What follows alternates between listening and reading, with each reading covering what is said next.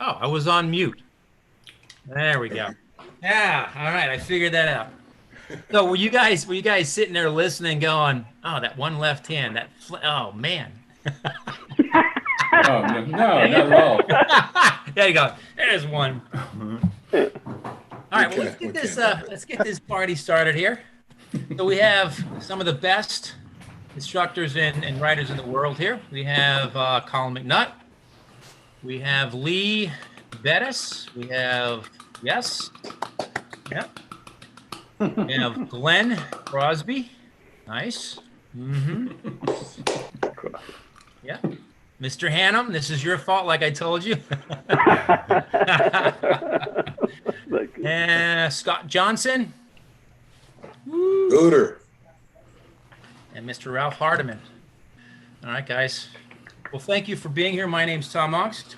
And before we get going, I just want to thank the court for setting this up. And there's some people behind the scenes that make this happen. This isn't me. I mean, I had trouble getting my mic muted.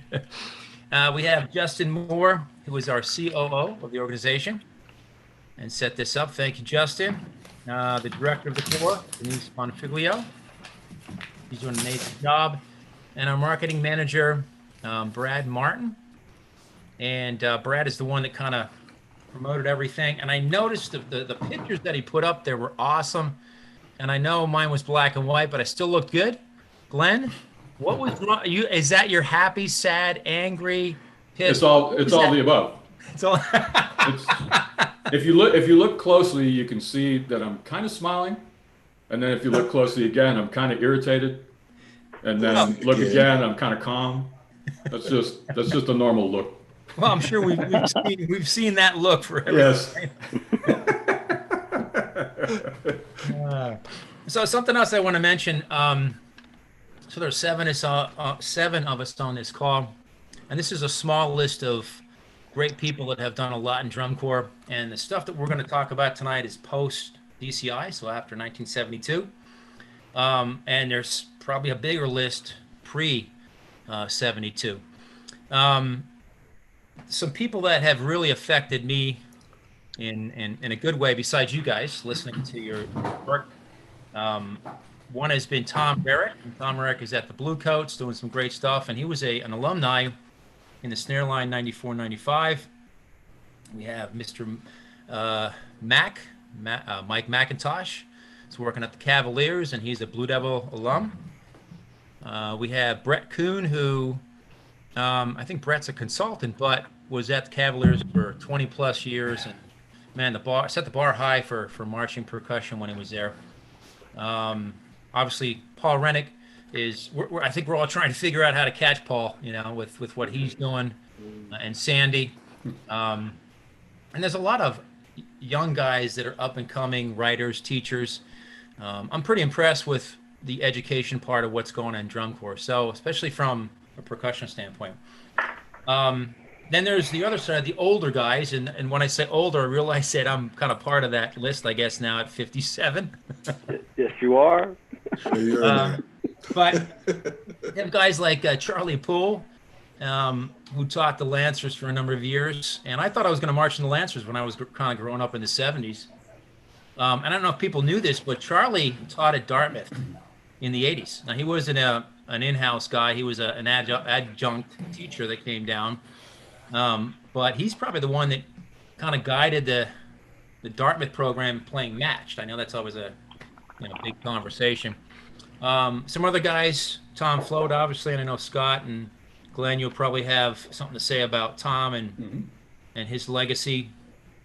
Dennis DeLucia, who was with Bayonne and eventually went to Star. Here's kind of a little story. So I marched in the Reading Buccaneers 79 and 80. Yeah, Bucks, right? Come on, yeah, Bucks. We won both. Yeah, Bucks. Oh, that's right, Bucks. Bucks. But I have to say the drumline back then was the Sunrisers out of Long Island. And Dennis taught the Long Island Sunrisers. And as a kid, 16 years old, I think it was 10 snares, 5 tenors, and they had this cadence. I still remember. You're talking like 4 decades, right? It's like jump, jump, jump, jump, jump, and then somewhere in the middle they had this like. It was like this long roll for like 1,000 counts, and I was like, as a kid, going, and that's what I want to do. That's what I want to teach. That's what I really want to be a part of. And not that we didn't have a good drum line in Bucks, but that was, that was the standard back then. Marty Hurley, obviously, in the 70s, 80s, early 90s. When I was at Garfield, my first year at Garfield, we played with the pinkies back like this. So we had to take rubber bands and wrap it around our pinkies in 81. Yeah. And I believe that was kind of the school of Marty Hurley. Eventually Hannum comes and he goes, no, we're going to do this. So that's what we did. Whatever Hannum said, we did.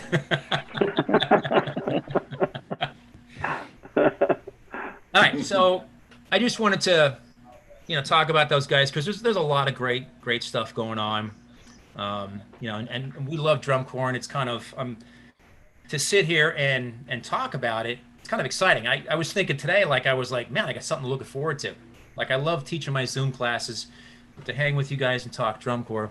That'd be really cool. So Glenn and I had a conversation about 2 weeks ago, and the first 2 minutes were me slamming Glenn, and I think you had one in there. I think you had one, Glenn, on me, just one. And then we kind of got smart, not too smart. And then we talked about, like, how about we get these guys together and talk drum corps? And I said, that's cool. And then I think at one point I said, you know what, you're the glue. You're, East meets West. You're the meets. You're kind of connecting the East and the West. Hannum hired you in 85 to teach tenors at Garfield. Hired me in 85 to teach snare, and Kiefer was already there.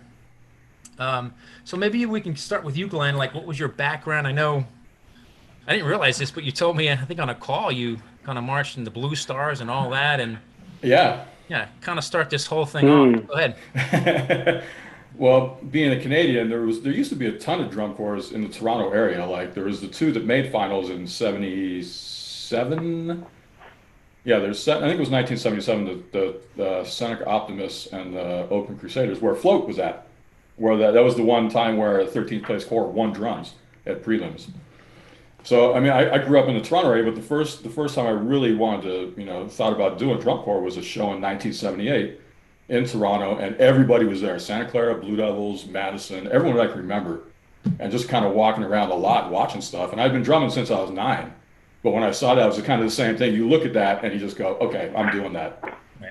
So I spent a summer in Blue Stars in 1980 because they needed someone to fill a spot. So after school was done, I kind of jumped down there. I actually played a marching timpani, a 29-inch timpani. My back is still screwed up because of that thing, too. And what's wrong with your brain, huh? Pull that right down in your back. Keep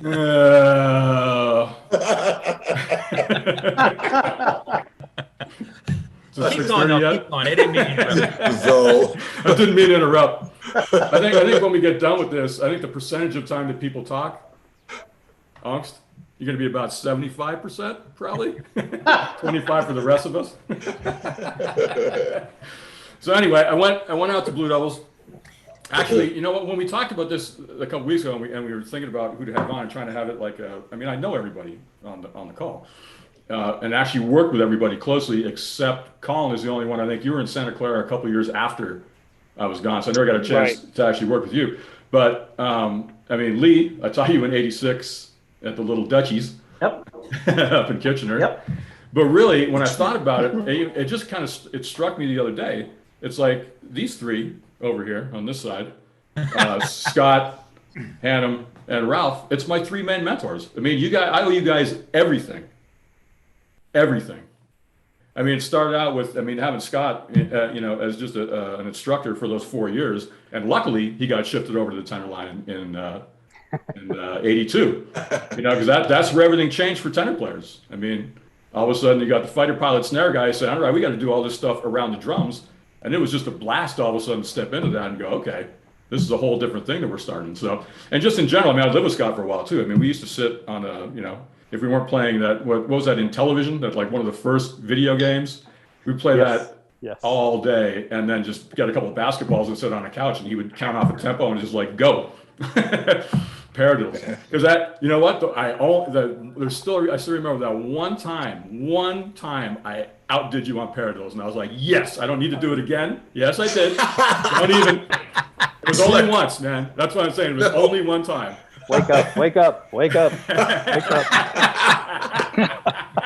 I'll give you the one. I'll give you the one. Oh, no, it was one. It was only one. I wouldn't say any other time, because I remember that going, damn, I actually outdid it for once. Cool. I don't need to do that shit again.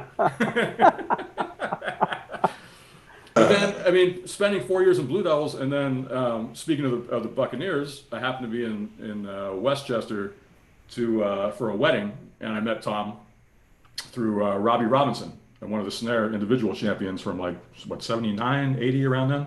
Didn't he win around then? Yeah, correct. 81, 82, somewhere around yeah, there. 80, 81, yeah. Yeah, but it was funny because we just, it was my age out year. Cadets won. They beat us, what was it, like a 10th or 2/10 or something? Well, duh. Yeah, and we stomped you in drums. Duh. Yeah, okay, duh. Fine. Oops. Drums. Glenn. Take it up Glenn another got notch. one. One. Oh man.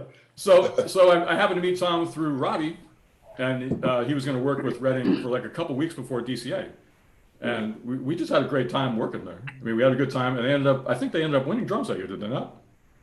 In 84? They might have, yeah. Yeah, but I mean, Have they ever lost?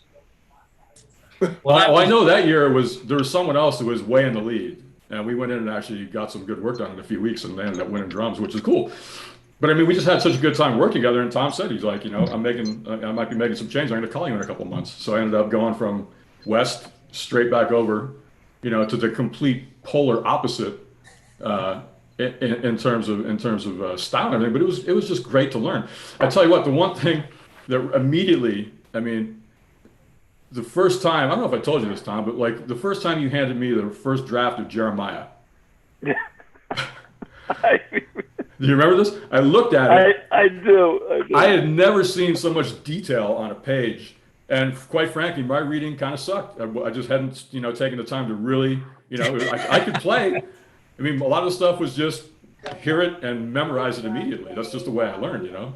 But I just remember looking at that and looking at you, going, "I'm going to need some help with this." Like there was no trying to finesse it or anything else. I'm going, "There's no way I'm going to be able to teach this. I'll look like a complete idiot." So I'll just admit that now, and let's move on, and I'll learn, you know. But I mean, going from Blue Devils, you know, with Scott being my main mentor in just terms of playing. Like I remember you, Scott, when we were in, it was the fiasco when we had to change our pinstripe heads to those Ludwig Striders.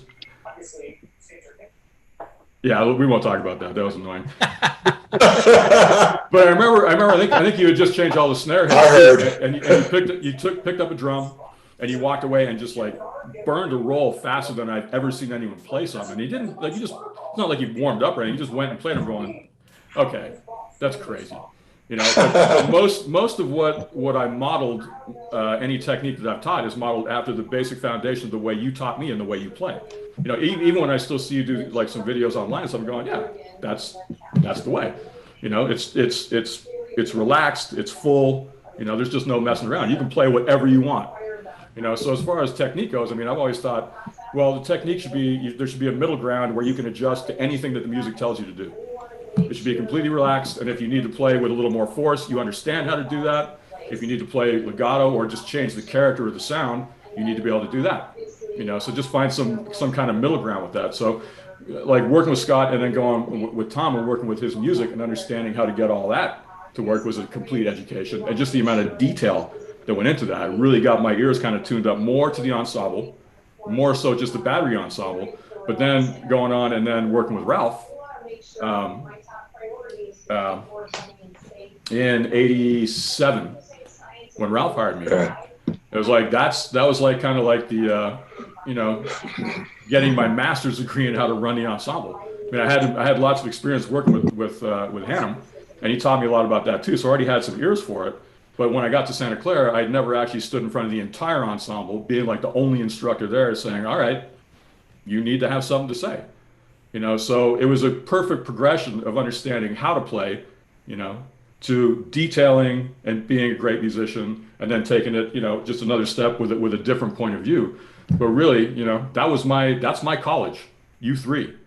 I can't thank you guys enough. Honestly, it's great when I thought about the fact I got a chance to do this online and say, man, you guys, you have no idea how much influence you've had on me and still have on me.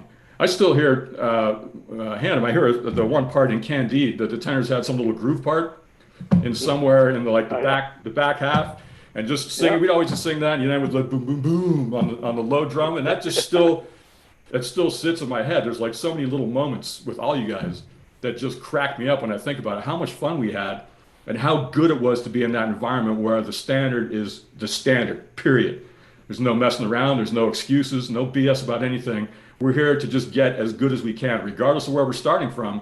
We're going to get as far as we can, and we're not going to stop. And just that relentless kind of approach, and that's a big influence on that. And then with Ralph, man, he kind of pushed me out in the forefront many times. It's like, I said this when I was doing an interview a couple weeks ago. It's like there was a time in '88 when I realized that we were Son's pit instructor for the first week of tour, and I was basically the only person on the road for a week. And I was kind of freaking out. And I just said, dude, what do you want me to do? And he just looked at me and said, man, shut up and go teach. And I was like, okay. And it actually calmed me down. I'm going, okay, well, if you think that I can do this, then I should probably just shut up and go teach. But that first week of being on the road by myself and having to run the entire ensemble was a completely new experience. But it's like, it's one of those things where you find out, all right, can I really do this or not? And you just throw yourself into it. And then when you get done, you look back and go, what did I get done? And it worked out. I was lucky enough to get the opportunity and then take advantage of the opportunity. But that's, the biggest three. It's so cool to be able to do this in public and tell you guys thank you so much, because I owe you guys everything. And you can see the check pattern book right there, Tom. I saw it. Yeah. I got product placement all over the place back here, man. And I use that. I actually on one of the days, the first few couple of weeks of just being on this quarantine, I would go on these rampages. I'm going, all right, I pulled out the check pattern book and read through the whole thing in like a day. And it was great. And I screwed up all over the place. So there's still plenty of things I'm going, wait, that's not right. I didn't play that right. Which check pattern book are you talking about, Glenn? Over here. The one that Vic Firth has? Oh. Check pattern book? Oh, okay. It's a great resource. Yeah. I use it with especially some of the younger students. It's like I make them read, because rudimental players suck at reading. Yeah. They do. I can't tell you how many lessons I've done with high-end players, and you put an etude in front of them, they can't read it.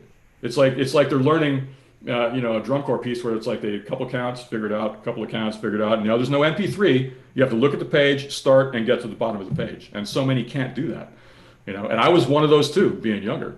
So I try, make sure that doesn't happen with anyone that I'm teaching. But that's really the crux of it, man. I got the 3 masters right here. Yeah. So bringing Scott into the mix here a little bit, what is the Blue Devil mojo? Scott, you aged out in 78? 79. 79. Okay, so you're muted. Oh, I'm sorry. No, I'm not. No, Scott was. I am 79. Oh, I'm sorry. Yeah. So what is? You being there for, almost 5 decades. Yeah. Is people want to know the magic? What's the secret? Is it accent the tap? Is it teach guys as much stuff as possible, and then that's the book? Come on, man, give us the secrets. We want the magic. We want the mojo. Can't tell you. Can't tell you. No, I can't do it. All right, lie to us. Lie to the audience. I'll lie to everybody. There you go. No, but to get to what Glenn was talking about, speaking of technique real quick, that's where I think we developed what we're doing now as far as like Blue Devils. It was me and Glenn sitting on my couch with basketballs. Because back in the 70s, as we all remember, the tick system, I think 83 was the last year of the tick system. Yeah, that's right. And when I marched in Blue Devils, I marched 76 through 79 in the snare line. And our height system was like 6 inches was an accent. And everything was lower than that because it was a tick system, so you don't take any risk. You play clean and you do whatever you have to do to play clean and play nice and low. You don't have to worry about, the higher you play, the more risk there was in making a mistake. And when me and Glenn would sit on the couch and just play on the basketball, we'd play freely and just start having a good time and going, God, this is fun. Why don't we do this with the guys? Why don't we do this in the line? And that's kind of where, at least what I did with the Blue Devils kind of came from, And then Tom Float showed up in 1982 and brought his mathematical equations to everything, which was like unbelievable about how to play clean. And so we kind of like intertwined that with the freer style, and it kind of became what we did, at least in those 80s. But I got to tell you my quick story. 1972, I was in a small drum corps in the Bay Area, which was 30 miles from Santa Clara, 30 miles from Concord, right in the middle. And we were at the San Jose State Drum Corps show that summer, and we were too small to be in the show, so we were in the stands, So I got a good seat in the front and sitting there with Mom, and because she drove me there. And I think it was 72. Ralph, you know this. 8 snares in 72, Kingsman? Or was it 73? 72. Both years, yeah. Okay. And all I remember is there's this ramp coming down into the stadium, right at the end, in the end zone at San Jose State University at the time.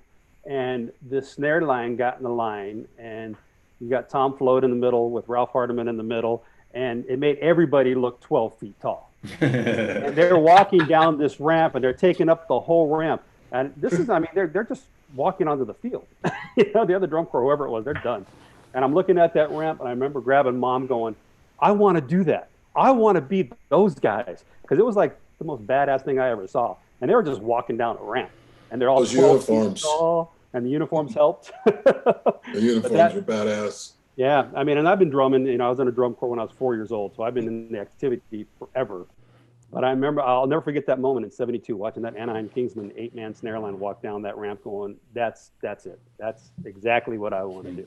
Right. And so I started pushing to do that. And I was lucky enough to make the Blue Devil snare line in 76, where we had 10 of us, and we were not 12 feet tall, but maybe 10 feet at the time, it seemed like.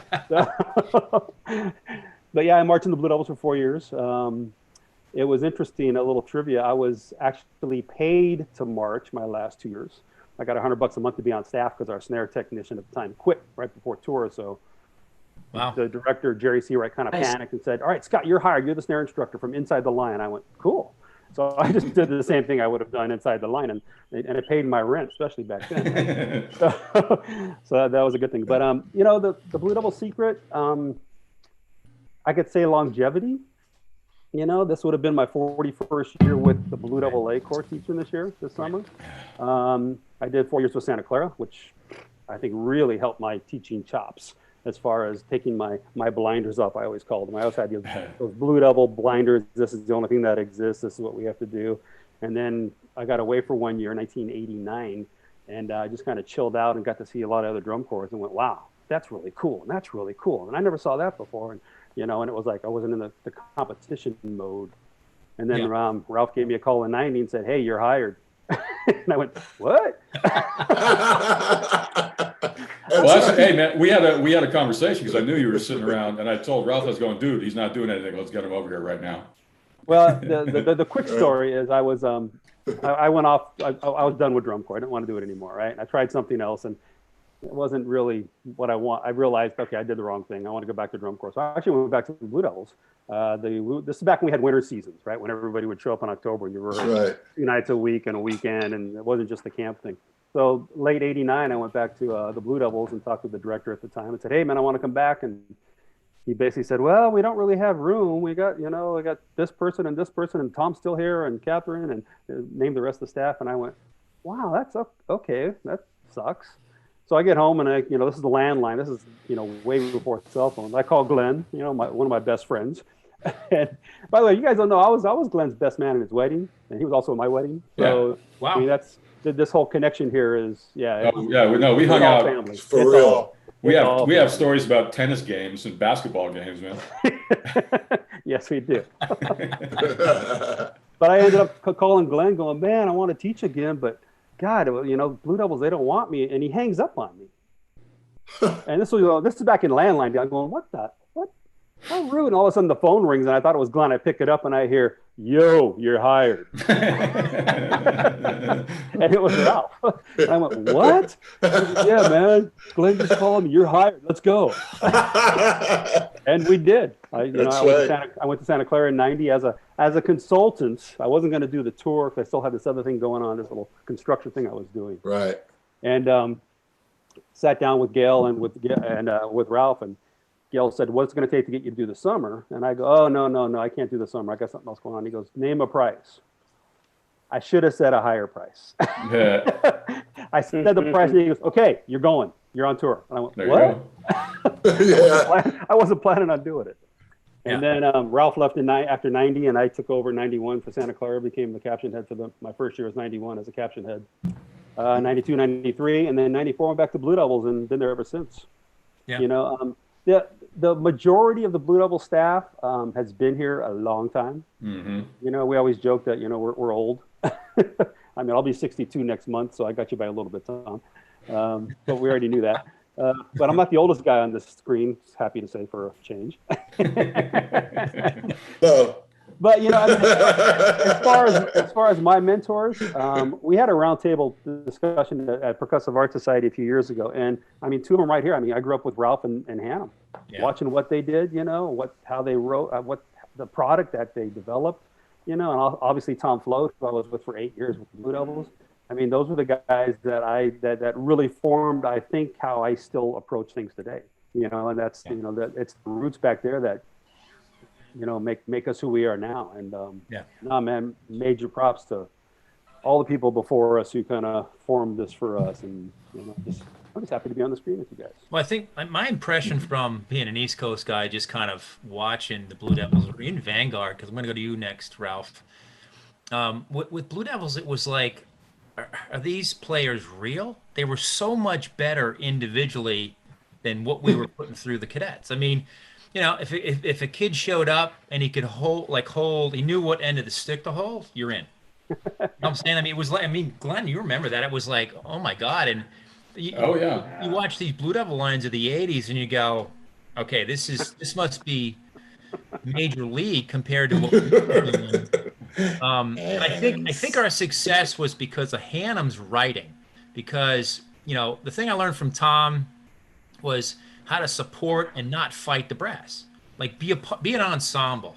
You know, and a lot of drum corps in the 80s where it was drum parts and it was horn parts. Hannum and I in 87, by the way, we got that perfect score. In 87, we used to go in, remember this, Hannum? Parts ain't parts. Parts ain't parts. Parts ain't parts. It was this overall ensemble thing, and I think, I mean, the group played, you know, really good, but, you know, compared to even Vanguard, man, watching what Vanguard did, you know, 70s, 80s, and it was just, you're just like, okay, what's happening here? So, like, for you, Ralph, what is, I mean, you got a lot of mojo, I know that. So what is that mystique that is about Vanguard, particularly when you were writing and teaching? And I mean, that was just like, you know. Well, Freddie started it all. I mean, Freddie, you know, he started it all. Bob Kalkofen was teaching, you know, back in those mid 70s when they were competing against us, against the Blue Devils, and that kind of set that standard, especially on the West Coast, for, okay, this is the caliber of drumline you need to be competitive with the rest of the country. That's true. I mean, back before the internet, obviously, you didn't know about anything. No. So you got on the road and saw somebody in Nebraska. You know, that's the first time you got to see anybody else than us. And it was like, wow. You know, so I mean, part of the success, I think, the Blue Devils and Vanguard is we only saw each other all the time. You know, and our philosophy always has been, hey, beat Vanguard, you win. And I know with Vanguard, it was beat Blue Devils, you win. You know, because we didn't know anything else in the rest of the country. So that was part of it. I mean, Fred started all that stuff, and he was so musical at the time, you know, and then Ralph took over, and it just continued. Yeah, my thing was to make an attempt to pick up where Fred left off. And, you know, that was, I don't know if that can be defined verbally, but I guess, I mean, I wasn't copying what he was doing, but he certainly had a Vanguard sound, and me coming from the Anaheim Kingsmen at that particular time, which we were top competitors, us, the Kingsman, Santa Clara, and maybe Blue Rock, or a couple others back in those days, early 70s. So, I mean, when I got asked to come over there, which was really weird, I never really figured it out until many years later, and it was Jerry Kirby that got me the job. I had no idea. Like, first of all, out of all the people they could have picked, why did they fucking pick me? Excuse my French. But I mean, I was really like, how's this working out? You know? Plus, you know, brothers were just as popular back then as they are now. If you get my drift. Yeah. So, but somehow it worked out, and you know, I stepped into some big shoes there, because as a competitor over in the Kingsman, we loved our stuff, but there was a handful of us over there that were crazy about Santa Clara and what they were doing. And I was just really blown away over Fred's whole vibe and you know, that whole drum line they had over there those years. In fact, a couple of weeks ago, I had a meeting with all those guys because what's his name? Paul Siebert, he got inducted into Santa Clara's Hall of Fame. Yeah. But of course, he couldn't have it because of, you know, coronavirus and this and that. So we decided to do one of those things. And I'm sitting there with all of these guys, you know, and I'm like, you guys, you don't understand how much I've idolized you guys, all of you. There's Alan Christensen was there, you know, all the cats, they were all there, you know, that snare line. And so, I mean, I had been studying them for a while because I grew up with classical music as well as funk and everything else. So I was attracted to Santa Clara with the classical style. And of course, whatever we were doing in the Kingsman, I mean, we loved everything we did. We played every kind of style you could think of over there. And we rocked pretty hard, but pretty confident group.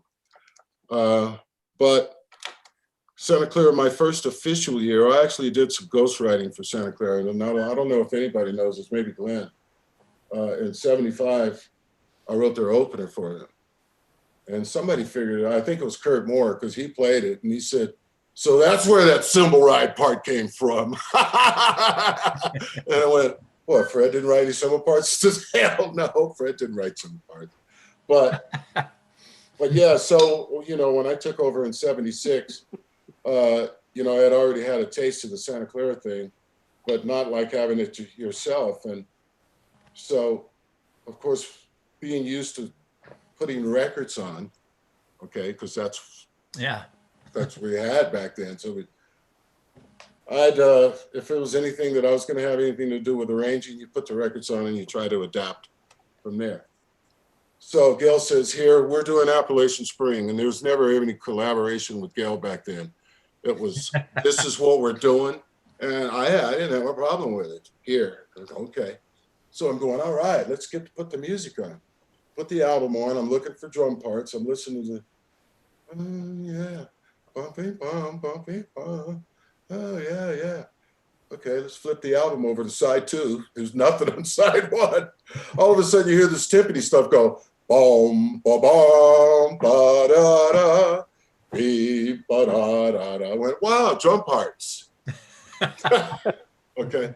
So the moral of the story is like, well, either you got to get one shot at this. If you don't come up with something, it's over. I guarantee you, Uncle Ralph. I'm talking to myself. So Appalachian Spring was the first official thing that I did for him in 1976. You know, we did a lot of charts that the Corps had did the year before that I was really familiar with, so I just kind of upgraded it. But yeah, that was my first year with Santa Clara, and Fred came back in 77 because he had gone over to Madison, and I felt like I was unsuccessful my first year with Santa Clara because, you know, I was used to being in first place too. By the way, I was one of those first place guys and high drum guys back in the day, okay? So my first year with Santa Clara, all of a sudden we were third in drums, and I went, well, that ain't too bad, but I didn't have anybody to turn to say that to. Well, that ain't bad, you know. It's like, I'm not saying that to anybody. So it was interesting trying to build up something over there. I had a lot of different approaches over the years, a lot of different drums and sizes and things that we were experimenting with, because Fred and I had a great opportunity with Slingerland to do whatever we want drum-wise. I mean, that's where we came up with the 14-inch snare. We even had a 13-inch snare, but Wow. not too many people saw that, but we had that, and we had a 14, and that's where we came up with the cutaway drums.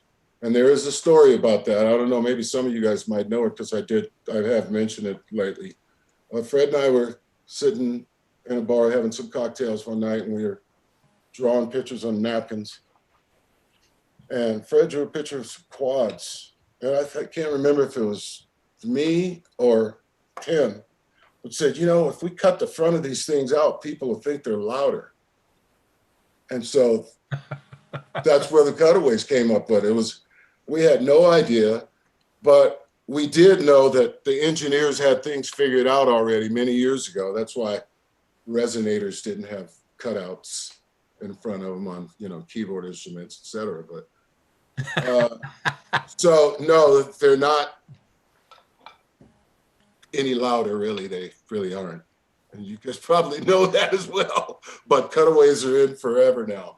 I mean, I even, you know, went down to some regular toms again, like, you know, Phantom Regiment had years ago, and I put scoops on the drums, but not those deep ones, because I happen to like the way those sound that Phantom had back in the day. So I guess the point I'm making is I had a lot of chance to experiment around with different snares and, you know, put nylon tennis racket guts on the snares, you know, started all that kind of stuff. The scoops that we made that we had with Hadley really made them, but the first ones were in 74, 84 or something. We made out of pickle barrels and kind of taped them on. And then we put the holes in. I think the holes were Tom Float's idea from the Ludwig scoops. Had something to do with the bass drums couldn't hear, right? That's what the holes were for. So I was like, all right, well, shit. Tom's got it going on, you know. Yeah, that was correct. Yeah, the bass line was behind the snare line and a lot of the drills back then. Yeah. And when we put the scoops on, couldn't hear, and actually we had this drill bit for like a door, you know, for the door handle. Exactly.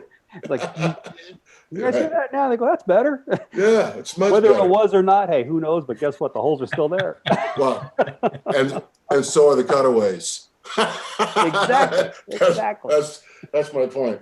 Anyways, Tom, did you have anything specific? I mean, I could, Yeah. You know, that Yeah, you want to so- ask about. Well, I thought, you know, like thinking back, like let's say in the 80s, we didn't have social media. So we had, if you went to a show, that's when you saw each other, or, you know, someone got a tape recorder or something. But it was really cool because the writing was so different. The tuning, the drum. I mean, Marty had those snare drums where they were cut out in the middle. That's right. And like how guys played too. You know, this whole legato and staccato thing I keep coming up with, and I like Hannum came in '83 and kind of introduced that to us. But was that, Tom, was that from you hanging with Fred when you were at the Crossman? Where did that whole, you know, legato is, you know, in the real world of music is connected and staccato is short and detached, but we use it in a way which is the stroke. Yeah. So where did that all come from, I guess? I think, well, and certainly, you know, Scott's going to appreciate this, and Glenn too, probably. But Steve Corsi was out with the Crossmen the first year that myself and Chris Thompson, we aged out, and we were fortunate enough to, our instructors, Eric Landis and Billy Kaufman, they went up to Garfield. That's right. And so that kind of opened up, and so we were asked by Robbie Robinson Sr., who just got into the DCI Hall of Fame. You know, do you guys want to do the drum line? We're kidding me? Of course. You know, this is what an incredible opportunity. And we're like, but you know, we need somebody to sort of guide us, some experience, right? Because we just didn't have any. So he got Steve Corsi to come in, and Steve was out at the Blue Devils previous, and he really introduced us to this legato and the staccato, and he introduced us to some of the check pattern rhythms and that whole thing. That he was a very big influence right out of the gate in terms of the early years of teaching. So I don't want to take Ralph's time away, but just to maybe answer your question about that. But so he had to get that from, was that from the Blue Devil, Scott? I mean, That my was impression was it was Steve, Fred kind of coming up with this is probably Cal Coffin. Steve Corsi marched in the Troopers first, and then he went to Santa Clara, 74, 75, I believe. And then he aged out. And then 76, he came to the Blue Devils as our snare tech. So he was our snare tech for 76, 77, and then quit at the beginning of 78, pretty much. Right. So, yeah, I mean, and he's the guy who taught us everything and, you know, defined everything. And he brought that from I'm assuming it came from Troopers as well as from Santa Clara with Bob Kalkofen back in those days, you know, with Fred right. That one. Absolutely. Yeah. Fred more than anything. Yeah. Because that's the way he played a lot. A lot of his exercises were all, in fact, just about every exercise that he ever wrote was from a legato standpoint. And I asked him about that once because, I mean, it was something that we never talked about. And I tried both approaches over the years, different for different pieces of music, depending on what we were doing, not just one thing for the whole show. And he said, well, you know, here's a ballad, and he sings the song, and it's all la, la, la, la, la. Okay, obviously that's legato. And you go, yeah. He goes, okay, so give me an example of staccato. And I went, dun-ga-da-dun-dun-dun-dun-dun-dun. He goes, exactly. Okay, that's the difference. So what are you gonna do on the drums? La la la la la la la la. You're gonna downstroke and give me some staccato beat. So it was pretty simple in those kind of terms, in terms of what the music dictated. Kind of a lot of the approaches. And I kind of been stuck with that. I believe in everybody's philosophy because I've seen it all work. That's why I always had a little bit of this and a little bit of that. But for me, it all boiled down to the style of music, whether he's playing something real good and punchy and short and staccato, because that's what it would look on the score. There'd be a dot on top of the notes and probably a 10-roof accent. You know, to depict that. Legato stuff with strings, brass, whatever, you're going to see the little line over the top. You know. Wow. Now, Tony Cerrone someone said, so how come composers, when they write music, since the drum line, you just hit one stroke and it goes, got, and that's short and staccato, and it's well, not necessarily. If you really read the music and you hit those strokes, your hands and your brain will automatically do something that would try to mimic that sound, whether, you know, the drum just has that one sound or not. And, you know, I started experimenting with that a lot and just listening to people and watching their hands. And you do see the hands change slightly. It just does. It's just like when you tell people to say, real short, and then you say, all right, do a legato. Your brain is telling the muscles in your mouth what to do. It's not rocket science. We all know the difference. The brain will tell, and the muscles are completely different in the mouth to make those different sounds. Well, it transfers down to the hands and the arms and the fingers just as well what fingertips do. I mean, it's going to be a lot harder to play something real staccato like this, you know, with these fingers all chopped out, although someone would come up with some chops. But, you know, does that make sense? You know what I'm saying? So it's more dealing with the melodic line with strings and brass and all that than it is percussion, but I think it applies to percussion as well. And it really made me think about it when someone was saying, you know, well, the drum just does this, but how come, you know, Shostakovich's were right in a half note, right? You know, instead of all, you know, a little 16th notes kind of thing.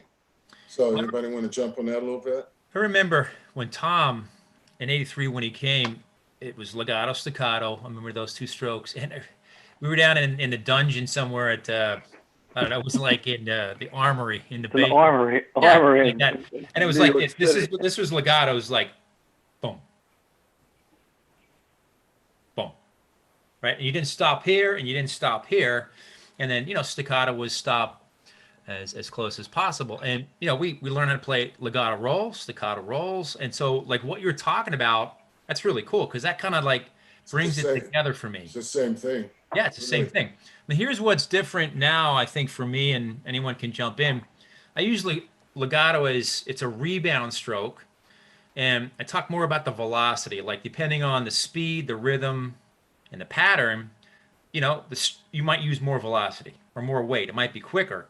And then if the tempo's faster, you might have to use a little bit more rebound. But that's all kind of in that legato, term. Yeah.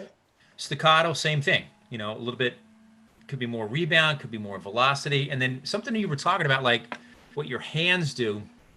And I know we talk a lot about this. And Colin, I don't know if you want to jump in, but in 07 and 08, Please do, Colin. I started talking about like the mechanics, which was your fulcrums, like your primary, your secondary, your back fingers, wrist, and then your forearm. And when you use all those things based on what you're talking about, Ralph. So it's, if it's a part where it needs to have maybe a little bit less, you would use certain mechanics, or you would grip it a little bit tighter, a little bit looser. And that's something that I got into when Colin came in 07 and 08. I mean, when Hannum used to play, like he'd come up and play on my drum and stuff, or play on the drum, it's like, man, it was like wrist, and his rolls were like this. It was like, and then you walk away. I'm going, well, no one can play like that, so. We're not used to it. They were bad. I dug them, man. They were like playing. There was all that Crossman, Raisins. the Crossman, that approach and stuff, but That's right. yeah. Give me some of that. So most of the 80s, and I mean, you can hop in, like when you marched in the 90s, we didn't really talk about arm. We talked about wrist, and we had speedo technique, which was if the motion was really fast, we'd kind of use some arm, but everything was wrist. And then Colin, you hopped in 07, and you went, hey, check this out. And I was like, oh. So I think 07 was interesting because, what shifted in my time in drum corps, I guess towards my age out year and into it as a teacher, people like Murray Gussick, myself, we were tenor players. So we came from a drum set background, and we came from a tenor drumming background. So for me, everything was too restrictive. Even though when the music calls for it, of course, you get it down. You get down a piano, you do what you have to do to make the music right. But the kind of music we were doing in Cadets in 07, I mean, Jay's going bonkers. The music's got nuclear energy. I felt like we had to expand how to play as far as, another level beyond our fortissimo, which you need to use arms. You have to get the arms relaxed. And as a tenor player, right, that's how you could achieve those large weighted strokes, is by relaxing your arms like a drum set player does. Watch Buddy Rich, watch Vinny Colaiuta, watch these great drum set players play. They're using arm, wrist, and fingers to different degrees depending on what they're doing. And I think the tenor, moving drum to drum, that was a very natural way we played. Rebound was always inherent as a tenor player because you had to bounce from drum to drum. So I think it was kind of taking that idea into the Cadets and just adding a little bit of that so that we can. I remember we used to put the Mercado stroke. We used to put like the TP accents on the scores in 07 to dictate, okay, this is where, it's not a level. It's really, you're using all relaxed arm, total expansiveness in the grip. And you can start to play content up there. Because what you hear a lot with WGI and some other, more modern ensembles, they play really high, but it's slams at the end of a phrase. But to play content, rolls, threes, fours, you have to have an expansive grip and relaxed arms to really achieve that, to round out the stroke, from just a wrist stroke or something. Yeah, so that was where that came from. You got to have them both. Yeah. It's interesting that you were talking about those strokes. Was there any molar stroke stuff involved with it? Because you could still have the high strokes, and you said you could come down and it would be, again, very short staccato if you wanted, or it could be whack the same thing with the molar. So I'm just wondering, was there a distinction between that, or was it the same thing? You just used different words, different verbiage? Well, it was the Cadets, so the tempos were 212 beats a minute. Right. So it was so fast. If the bead lagged too much, you weren't doing any molar. You know, the beat had to move at the same speed as the rebound. So that was a lot of how we played in that specific year that you're talking about. But I think what the general thing that's cool about what you see a lot of groups doing now is these more open rhythmic qualities, which is cool because you can get into that kind of stuff. You can let the stuff breathe a little bit differently. Yeah, that's cool. Yeah, so I'm gonna kind of throw it over to Lee here a little bit. So you had a lot of different experiences, right? I mean, you come down to Cadets in '87, right? Really? Yeah, 87. You're 87 was my first year. Yep. Right. You come down and you're playing at a high level, but you can't really read, right? I mean, the stuff you were playing was way better than any of the guys we had, but your reading skills. And I remember I grew up learning how to read, and you would pick up the stuff, and I was always like, I just played that one time, and he played it back, like, you know, you just because that's what you were used to, you know. And then you kind of take the Hannum Garfield approach, and you kind of do your own thing and kind of jumped around. So what, you know, I mean, I know you kind of came out of our school, but what are some things that maybe you can add to some of the stuff we're talking about? Yeah, I think, I mean, when I started, it was in 1979. I was 9 years old. I was a cymbal player, and in Canada, we had at that time a lot of little drum corps all over the place. And I was a cymbal player for a couple of years. I used to watch the snare drummers constantly. And then I moved over to another drum corps to play snare. And a guy by the name of Larry Blanford, who came out of, I believe, Seneca Optimist, taught me really everything about snare drum at that time in terms of everything was downstroke back then. Everything was really downstroke, you know, play on a pillow kind of thing, get your finger dexterity. And it was all basically downstroke. And but boy, I learned how to have chops at an early age on how to, you know, play. We used to do like 4 and forever rolls and, you know, 6 templates forever, and everything was all based on chops back then. And Larry came out of that school where, you know, that Oakland Crusader, as Glenn was talking before, like those 2 drum corps were Toronto at that time. And a lot of it had float influence in through there as well. I learned that. I moved over to Dutch Boy. I followed Larry over to Dutch Boy, and that's where I started to learn about quality of sound with Glenn, actually, when he started to talk about, and back then was, you know, 3 inches, 6 inches, tap heights, how to get that quality of sound at the lower end, which, you know, because I was so much downstroke learning, I would pick that up easily and be able to still hit the drum at 3 inches and dig in a little bit more and understand how to lighten up when I needed to, when it got faster or what have you. When I moved down to the Cadets, you're right, Tom. Everything I learned everything was rote to me before I went to the Cadets. They would play something and I would play it immediately. But you give me a sheet of music, it was rough. I actually learned how to read and write by somebody playing it, and then that's what that looks like. All those days at the Cadets, for sure. You know, it must be a Canadian. Is it a Canadian thing? Our music education system must suck then, because both of us failed miserably in learning how to read. But I guess the ears got developed, so we're okay. That's not exactly true. That's exactly what happened to me. I mean, I learned by rote, man, and I think it's a great thing because it develops your ears and your eyes, you know, and it's kind of, I think it's similar to how people learn jazz. You know, they watch it, they listen to it, then they imitate it. You know, and I always thought that was a really great advantage, as it turns out. You know, I mean, obviously reading is important and whatnot, but you know, like for the kids that I deal with at school, it's like I want to get them off the page. I don't want you reading the music. I want to get you off the page as soon as we can, so we can concentrate on the performance part of it. But you know, whatever. It's interesting, but that's how I was the same. I didn't learn how to read music until I was a junior in high school. Yeah. You know, and I started when I was 4 years old, but it was all through drum corps. I mean, dar get up, chop, digga digga up, dar get up, chop, digga digga up. Next measure, you know, and then there it is. That's how we learned. Yeah. Patterns, man, patterns. Here's something interesting. Say, you know, teaching elementary, middle school, Glenn kind of said it, and then Lee was talking about it. So I teach kind of backwards, where I'll teach the rhythms and we'll work on it and I'll beat it into them and then I'll write it on the board. Yeah. Learn how to count it. Because if I do the counting and I teach how to, there's just too much information.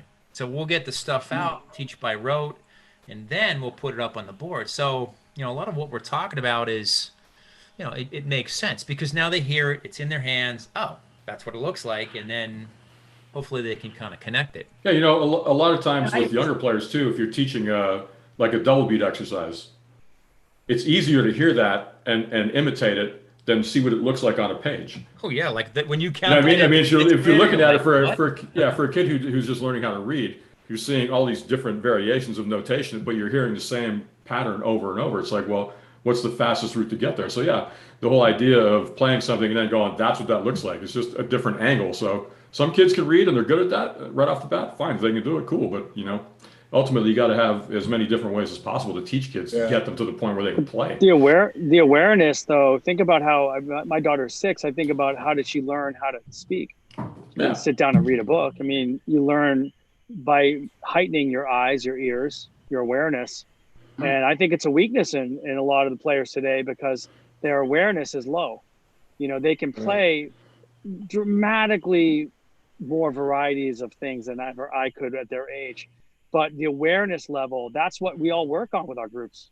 Towards the end of the year, you're working on this, getting in a zone. What's getting in a zone? It's really this awareness that doesn't diminish throughout an 11-minute performance.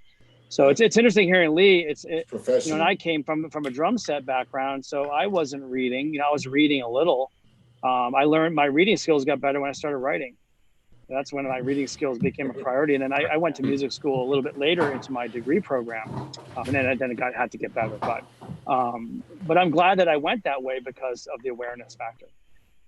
Yeah, the clock will dictate quite a bit of which direction you want to go with that. If you like doing private lessons and stuff, and sometimes you have time to really break some things down. But in the cases that we're talking about is like performance is like, right around the corner. So if you don't know how to read music, then you better learn it by rote. Otherwise, you're not going to be able to perform, right? I mean, it basically went to the same thing too. I mean, I learned how to read when I was very young, but it didn't seem to apply to anything until I actually got into junior high school, maybe a little elementary school too, but the bass drum parts were pretty easy back then in terms of reading music for any orchestral ensemble stuff, at that level. But, in our cases, when we're teaching people that you want in a snare line, you're going to show them how it's going to go right off the bat for starters. That's just the way it is. I mean, we have the music, but we say, do this. And then you give them the music and they check it out later on their time, Yeah. Lee, were you going to say something? Yeah, it helps me. Yeah, it helps me even today, and looking back and how to clean a drum line. And I'm using my ears constantly and listening to the quality of sounds and what we're trying to communicate. And sometimes, a lot of times I would not even, I put the charts down and just listen to what's going on. And that was the best way for me to clean a drum line, in terms of what's the quality of sound, what are we listening to, what are the rhythms, what are the kids playing the rhythms, and then go back to the charts and go, okay, well, they are slurring that a little bit, but it's together right now. I'll stay with that right now, or whatever, or actually correct it at that time, depending on what you want from the music. But it's amazing how that rote concept has stayed with me all these years. Even judging, and Scott, you can appreciate that. When we're judging WGI lines and we're seeing them for the first time, there's no charts I'm watching. Everything is. I'm trying to pick up everything as it's coming at you. So that's why you're screwing up a lot. Ha I knew it. Things are getting too legit around here. I knew it. I was waiting for that to come up. There we go. There's all those drummer smiles. My kids at Dartmouth, the last tape this year that we listened to before we were done school was Bettis. Last one. Stuck in the seniors' minds. I love it. Oh man. Hey, Can listen, I hold you up? go ahead, Lee. I wanted to maybe move in a. Oh, go ahead, Tom. You want to say something? Go ahead. Yeah, well, I was going to say, Scott had mentioned something about like, with the tick system, you're playing low because it minimized error. And one of my first teachers was Joe Morella, and he the blue, like Ralph, you mentioned Blue Rock, and so he got into that, and it was like Big time.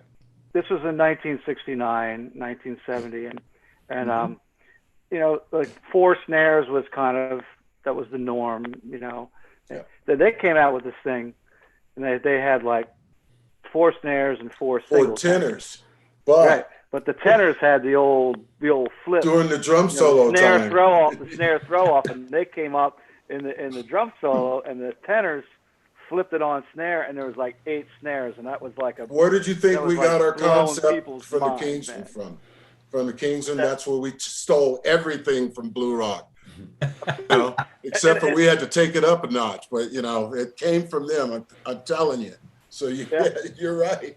Yeah, I mean, and their drum line was very, very good. They Very good. won drums maybe in 1971, but like that's what I came from. So it was all this very low stuff, and then, I mean, I was infatuated with the Vanguard, to watch what they were doing, and I mean I couldn't get enough of it, and I was just completely hooked onto what they were doing, and it just seems like I remember them also kind of playing lower, and then so that's what we did. Like at the Crossing, it's like, well, what are we gonna do? Well, it's monkey see, monkey do. They're great. Let's because we didn't know what we were doing. There was no technique for us. Our only technique was try to do it as many times as we can to play it clean.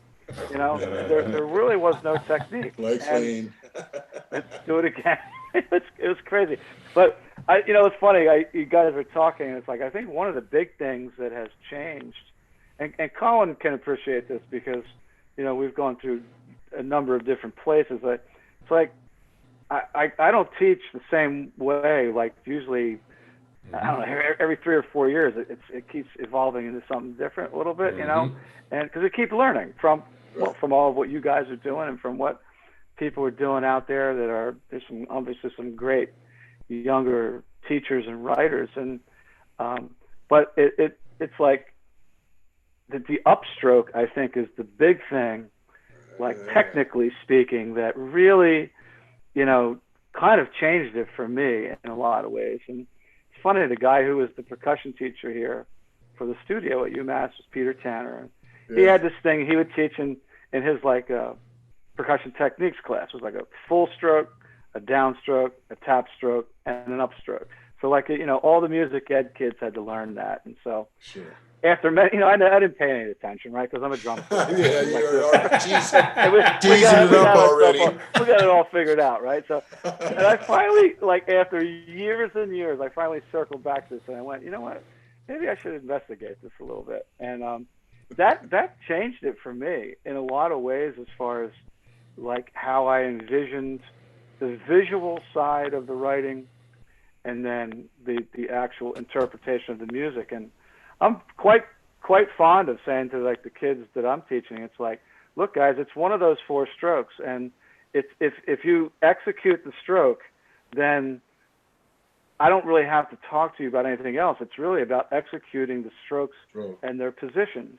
And you remember those old Nard guys, right? Of course. Covers, Oh yeah. right? They're all. They're showing you the positions, man, and they would break it all down, and it seemed like drum lines back in, I'll say, the 60s or something, and before that certainly, but it was about, they used to have the individuals competitions in the winter season, and like you would go and they would do these all over the East Coast. I don't know what was happening elsewhere, but you would go in as a single solo player, and you would have to break down the rudiment, open to close to open, and then you play your solo, and it was a systematic way that we developed the individual player, and that was massive. And then we kind of, as we sort of got into doing I'll say like better music and whatever, it started to shift to being more like ensemble oriented. Yes. You know, we're developing the ensemble, the unit. We weren't developing the individuals, and you know, it kind of went on to do it to, you know, in that way for a while, and some incredible, amazing things happened, right? And then I think nowadays we're almost, it's like we're developing the cast, like the full cast. It's beyond the percussion thing. It's beyond the music ensemble. It's the full cast, and Yes. and it was, I think Glenn, you had said something about like the Etobicoke Crusaders winning drums in '79, I believe.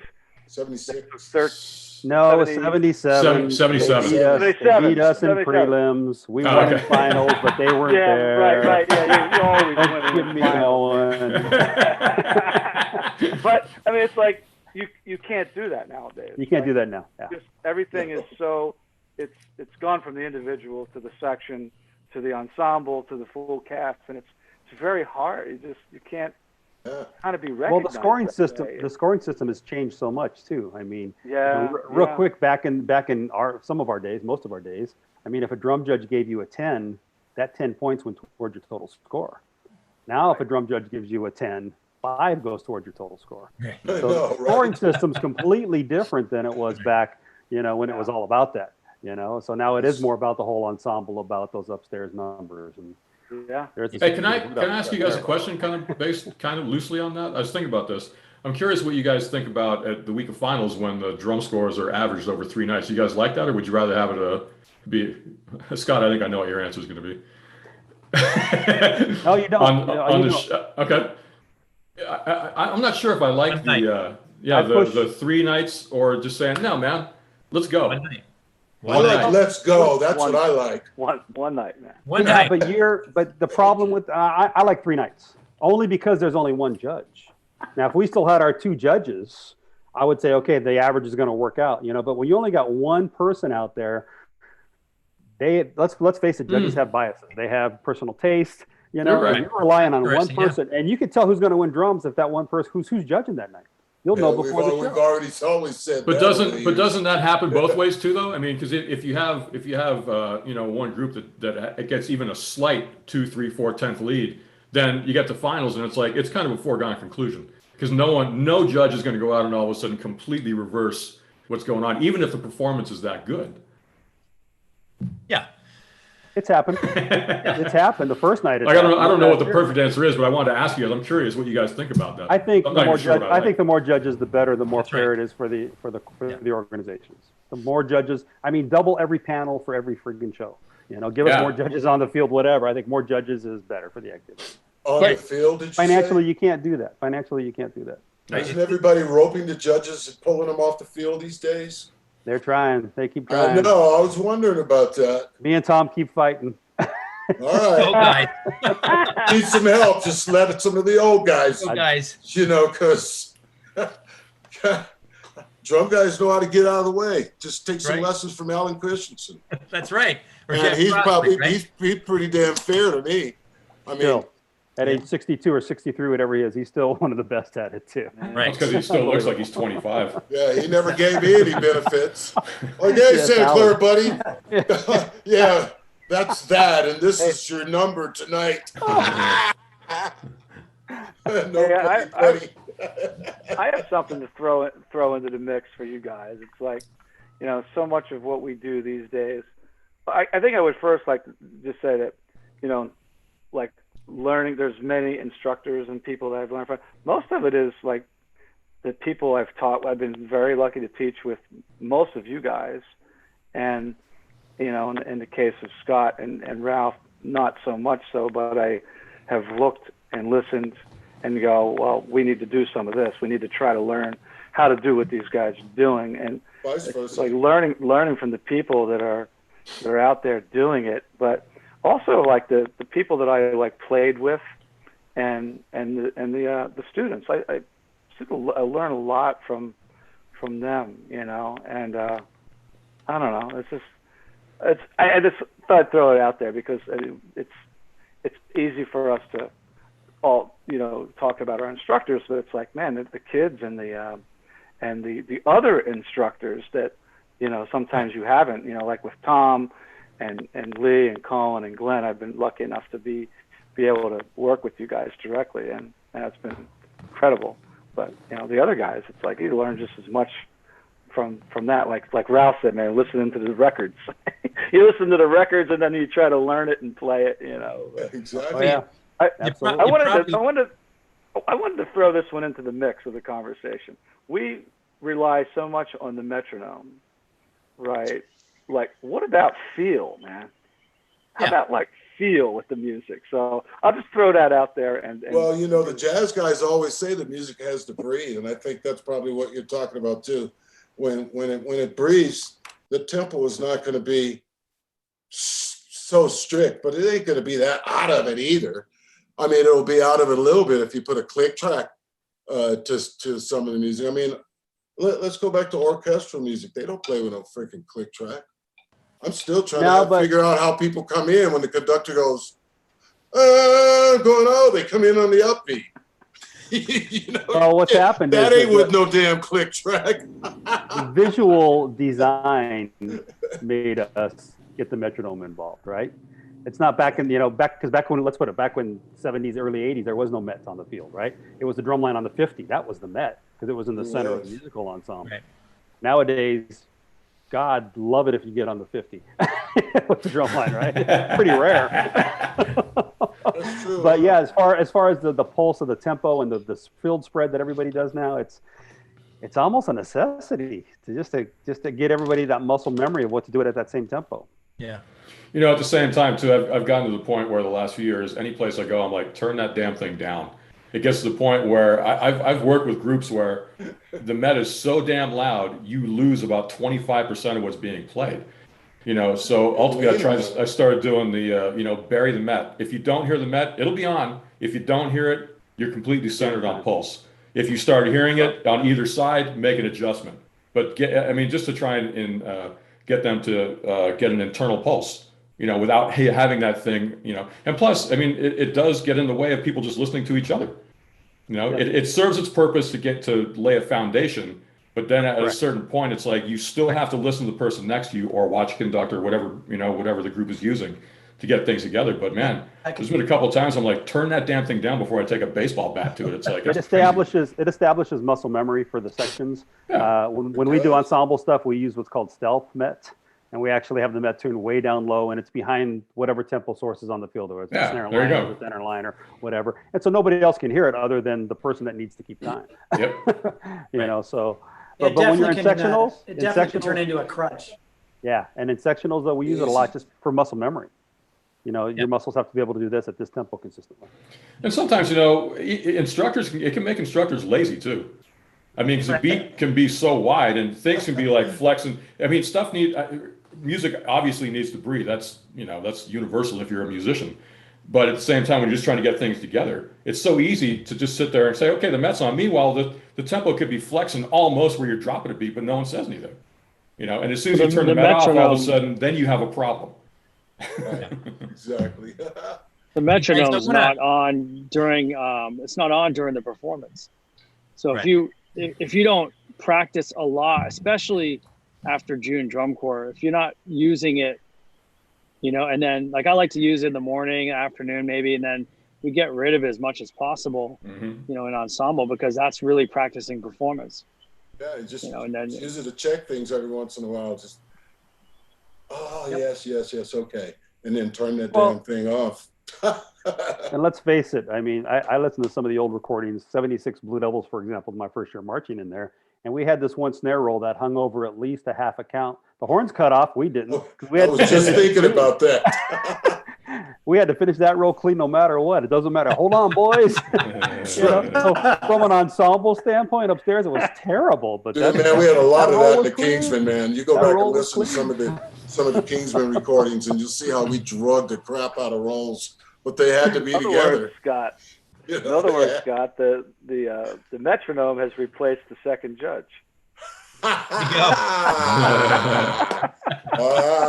Very good. No, I'm not going to believe that. I'm not. You thought about it. I thought a little bit about it.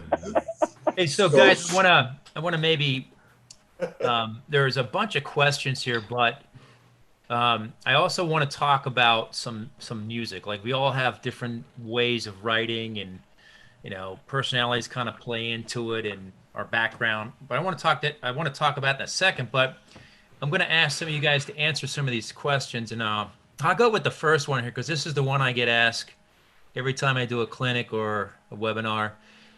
Can you talk about playing match grip versus traditional grip? I saw that there. Yeah, so I mean, the thing for me is I don't necessarily think about the grip, whether it's traditional or match grip. To me, it's about excellence. It's about how well the group plays. I mean, I'm a traditional player. Dartmouth, it's just the way that part of the country and Dartmouth has played for forever, and it's very universal. So all my kids play all the instruments. So I want to put someone from tenors to snare. Just go over there and play and pick up a lighter drum. You want to go play timpani, go ahead and do that with some adjustments with the grip. It just and plus, people give me a bunch of crap on it now, so it's kind of cool, I guess, for us. But I know Vanguard did it a number of times, right? You did it, and then traditional and 78, 79. Yeah. 81. Yeah. So I think it's just to me it's the excellence. No matter what you do, whatever the grip is. Yeah. Here's another question. Let's go to Glenn for this. Yeah. No, let's go to Scott for this one because this will be good. How does the panel feel about the performance judge not being on the field? I'll crack up. What does that mean? Quick. I have no opinion. No, right? No, I mean, I was fighting it big time. I was one of the guys fighting it along with Mr. Unks there. And that's the old school in us, I think, coming out a little bit. I mean, I want the judge in their face. I think that energy is amazing from the drum judge to the performers. But there was 3 positive things that came out of it. And for those of you guys who don't know what they're talking about, they actually limited the field percussion judge. You can only go 2 yards onto the field. Most of the judging is from the front sidelines. You can't follow the drum line on the field at all, pretty much, unless they're come up to him. Right. So the 3 positive things that I think came out of it was more judges can do the gig because they don't have to worry about getting hit and running around as much. So we actually had some more judges in the pool now, which I think is a very healthy thing to get more judges involved. The front ensemble was judged a lot more than it ever has been because the judge was there all the time. So I thought that was a positive.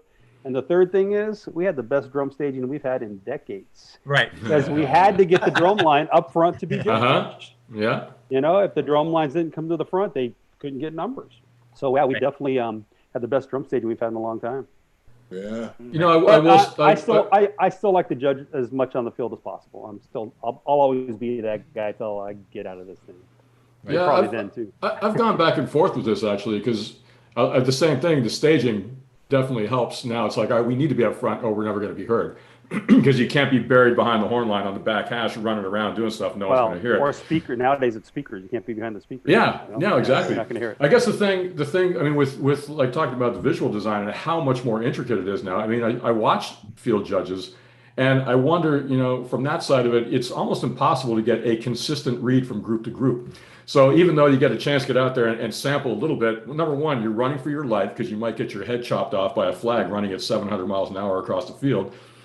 And so is it really the best way? And I don't know. I mean, I would rather have someone, that they could easily follow the battery and get a really good read.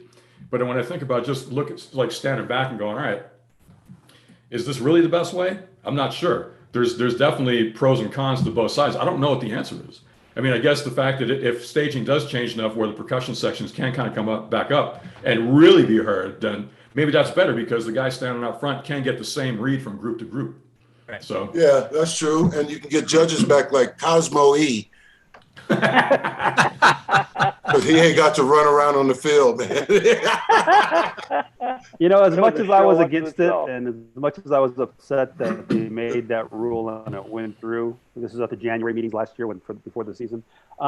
As the season went on, I was okay with it. Yeah. much more than I thought I would be. I just wish we had a guy upstairs that could evaluate. Yeah, I couldn't agree with you Total more. package. We had our percussion 2 guy that we pushed 3 years ago, and somehow we had that. that person just kind of disappeared, and nobody knew about it. All right, hey, let's go on another one here. I'm going to go to Colin for this one. How is the lack of a field judge changing your writing? That's a good one. I can't say it really is. So holistic now. You know, to get a drum corps, you're striving for the corps to succeed as well as it can. So it's not like I'm excited for the drum line to be second, the corps to be seventh. You know, whatever. I've been a part of programs where the drum line was a strength, and it's not as fun of a season as it is when the whole corps is cranking. So I think that the shows are so holistic now that I don't worry about that so much, with the exception of a few of the moments now with the new staging. As Scott's saying, we all have new staging here and there throughout the show where we come up and we get personal with the judge, and we get up to the front where the crowd is. So those moments I definitely rethink than what I used to do. But I think that at least the shows that I've been writing, they're so interwoven with the guard. They're so interwoven with a total concept that if you start thinking too much about that, it's going to get you off track from what the music needs, what the show needs, and what the style needs to be.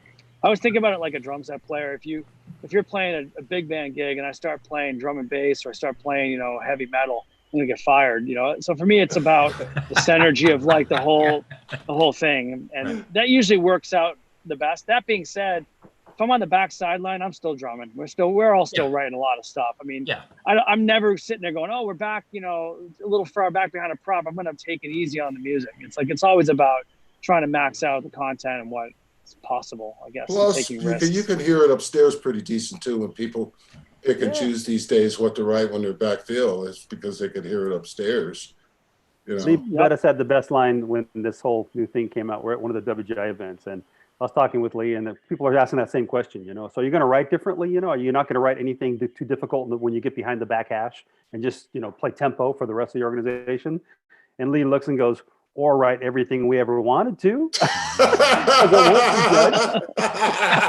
I went, yes.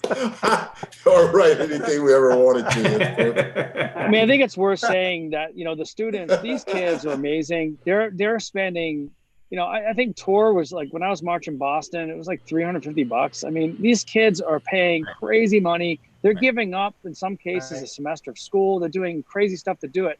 So my obligation is to the show and to the kids. Like, I don't, the judging stuff, it bugs you here and there. We've all won and lost. It always sucks when you lose drums by, a small percentage, or you get over that after you've been doing it a long time. It's more about the show. It's more about the kids. Listen, man, Scott's probably got every $5 bill that I ever had, framed and on his wall, man, from all the bets that I made.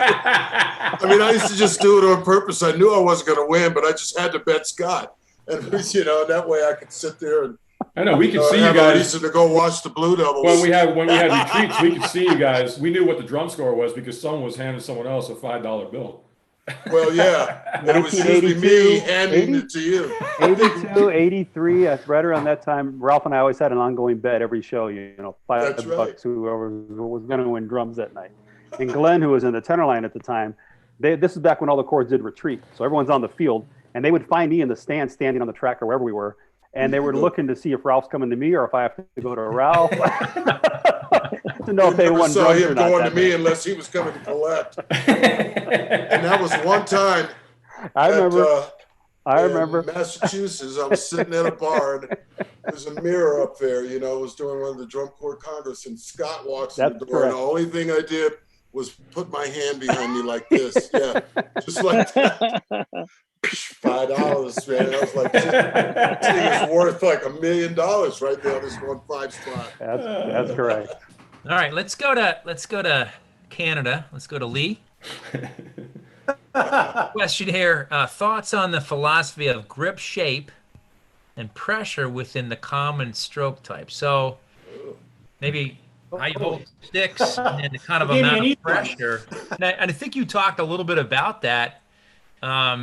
There's another one on here about fulcrum and the pressure points, and maybe you can, I don't know, what's your, or you don't think about that because you're from Canada.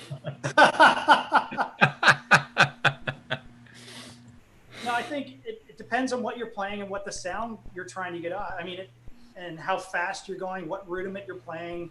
The primary fulcrum never changes on each hand, and the rest of the fingers either come off a little bit or stay on depending on what you're playing. If you're playing threes or you're playing something fast dexterity wise, that primary fulcrum to me is still the primary fulcrum. Yeah. Yeah. All right, let's go, Mr. Hannum. How would you say your style, and we can maybe move into that music style stuff I was talking about. So how would you say your style has changed since you were writing for writing for Star/Cadets? So I guess from were you doing a Crown to what you were doing 30 years? Well, I would say that probably for Garfield, and you guys, many of you guys would know this, there was certainly a musical thing that was at the root of what we were trying to do, to really just keep up with what the organization was doing. I mean, some of the music ideas, the tempos, the split staging things that was all we could do to sort of try to do our part, is to keep up with that whole newness, I guess you could say. So that was a big thing back then. And Tom, you knew it. I mean, it was crazy, man. I mean, we've been doing like drum sectionals, and it's like I'm up there conducting. We had one drum major, so we would go away and like I'm conducting like the drum solos, two of them with like this split antiphonal stuff. It was completely insane, actually. Not a lot of guys on the road with us, but at any rate, a little more musical oriented and just trying to figure out how to survive inside of what the cadets were developing at that time. And I think, then at Star, we were lucky that a couple of years we did have some of the better players that, managed to come out there with us. And Colin, you can appreciate that. He was there, and Lee in '93, and, no surprise that, these guys are around, and that year happened. It was quite memorable, and still kind of, I don't know, about the textures and all that kind of junk. And I think as time went on, because I kind of left drum corps for a bit, and when my sons came along, and I was doing blast and whatever else, and kind of got back involved with Madison for a couple of years, and then Crown. And I think the biggest thing that's different is the collaboration. It's a lot more of a collaborative process for me now, whereas honestly then it really wasn't. And I'm very lucky because I'm learning from the guys that are, they've got the vocabulary of what's going on with the playing of nowadays. Because I don't, that's not my area of strength. And so I'm listening, I'm watching. They're working. We work together, and I think that's kind of what you're hearing is the result of bringing other people into the process. And Scott, I know you've been great at doing that, and so just that's I think the single biggest thing, and it's been fun because for me it's like totally invigorating, man. It's like just learning seeing and hearing what guys are doing, and then figuring out how to maybe put it into the context of the music for Crown, so. Right. Well, I think in some respect you have to be humble, right? After doing it for all these years, you did great stuff 30 years ago, and now it's like, but if you want to keep staying in the game, you got to go to the 21-year-old, the 22. You got to do it.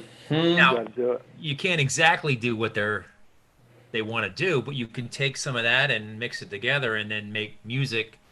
Because sometimes you take some of the younger guys, it's like, okay, well, that doesn't really fit with the music. So, but I think to stay in the game, you got to be humble and realize that, you got to kind of go to these younger guys. So, yeah.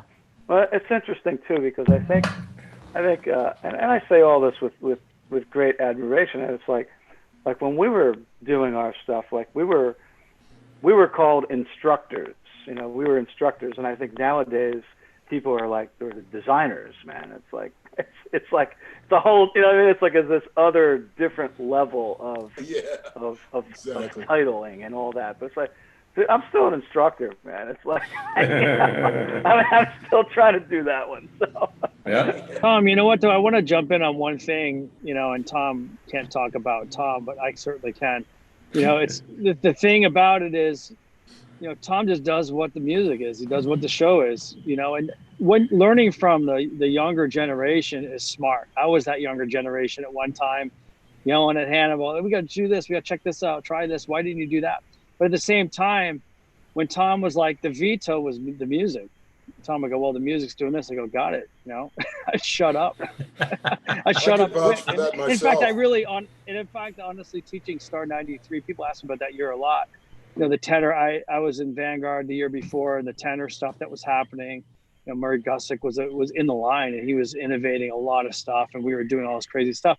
And then, you know, fast forward to the next year, 93 Star, I had aged out, and I was teaching, and the tenor book was sparse. It was really hard to clean. It was, you know, they had, you know, half note rests on cold attack rolls, all this. So there's all these textures that were very challenging to create.